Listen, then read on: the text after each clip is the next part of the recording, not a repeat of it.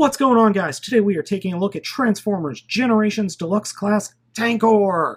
Now, I have got to admit, I was completely wrong about this figure. Over the past couple of months, I have really dissed this figure, saying it was really dumb looking, it was a piece of junk, and boy was I wrong. This figure's actually really freaking neat. He's also a lot bigger than I originally thought he was. He's definitely stockier. He's not as tall, but he is definitely stockier, and he feels it. The figure actually feels pretty dense, and the paint job is really nice. I wish they went with gray as opposed to teal, but oh well, I'm okay with that. The cannon here, which comes packaged separately, does peg into his shoulder, or packaged separately in the box, I should say. And it is one of the push type, where it's just you just pull the barrel back and it should launch. Doesn't launch very high, though. I normally leave that off to the side. But it's a nice looking figure, I have to say.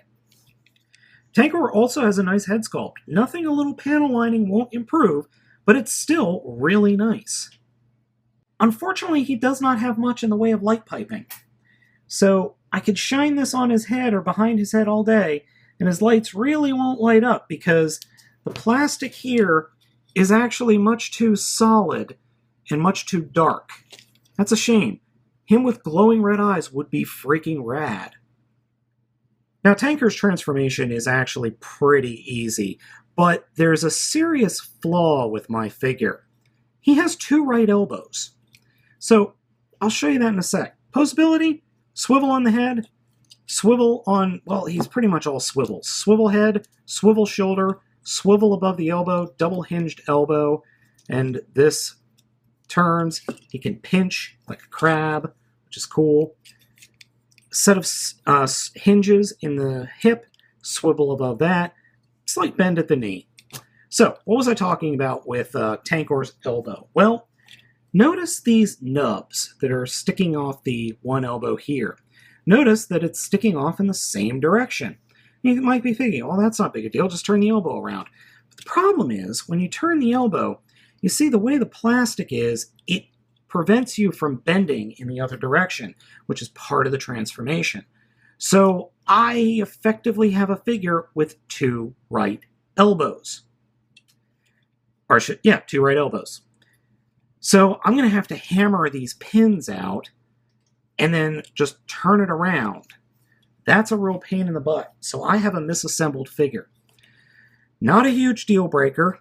It does affect the transformation just a little bit, but you'll see that here in a second.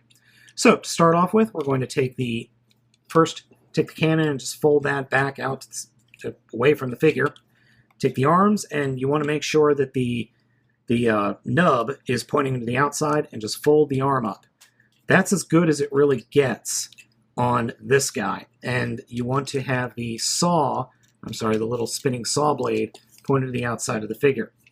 Then come down to the feet, turn the feet 180, fold the tank treads down, and then flip the back of the robot leg over the tank treads. Come up to the chest of the figure and pull the entire chest away on this secondary hinge. Fold the shoulders and head up, and then bring the whole section forward. Fold the arms in to where the chest used to be. And see, this is where it's starting to affect it, the bad elbow.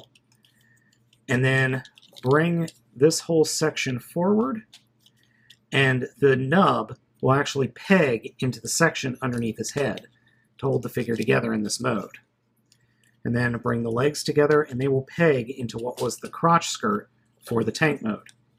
And then flip the cannon up, and we're done. That's it. That's the tank mode.